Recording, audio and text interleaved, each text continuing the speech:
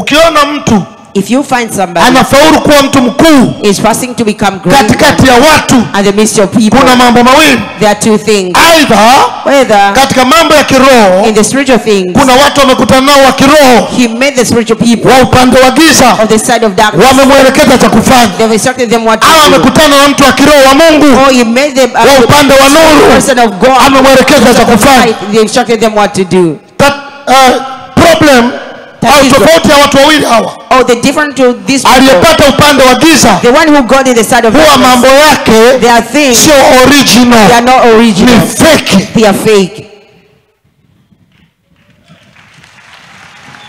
Maana hata ukipata nafasi yoyote, I mean, even when you get any position, ukipata kazi yoyote, when you get any job, ukipata ndoa yoyote, when you get any marriage, ukipata biashara yoyote, when you get any business, ukawa tajiri and become kwa kutumia maelekezo ya nguvu za giza, by using the instruction of the powers of toa baba yako, toa mama yako, give your father, give your mtoto wako ufanye hivi, give your child to do this, utaenda, you will go, lakini maisha yako but your life ni photocopy, is the photocopy.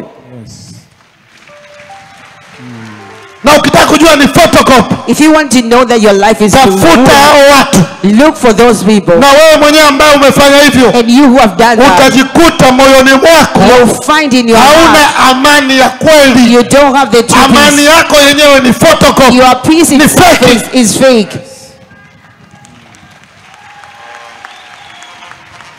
Unakuwa na utajiri fake, You have the fake riches, cheo fake, fake title, sikiliza vizuri, listen well, nafasi fake, fake position, kazi fake, fake job, amani ulionayo fake.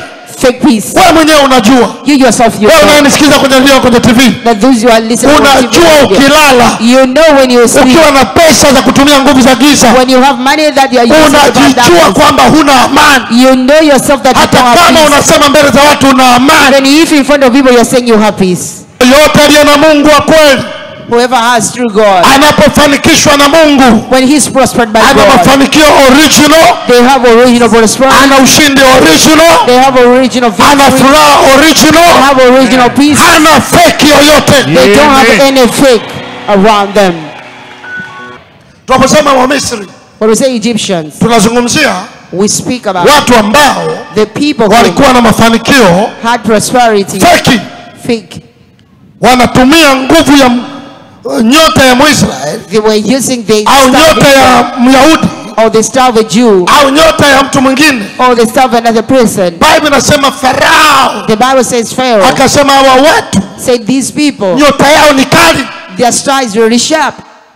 wana nguvu kuliko sisi, They are mightier than us. wanazaa kuliko sisi, They are giving birth more than us. wana uwezo kuliko sisi, They are might more than na us. tuwatendee kwa akili. Let us deal with them. Surely. Maana yake tutumie ramani walionayo, Yes, let us use the map they have. tuwatendee kwa akili. Let us deal with them. Neno Surely. kwa akili kiBiblia, The word wise in the Bible, tafsiri nyepesi ya kiroho. the very simple interpretation Neno of the kwa akili spirit. maana yake kwa uchawi. The word wise means with witchcraft.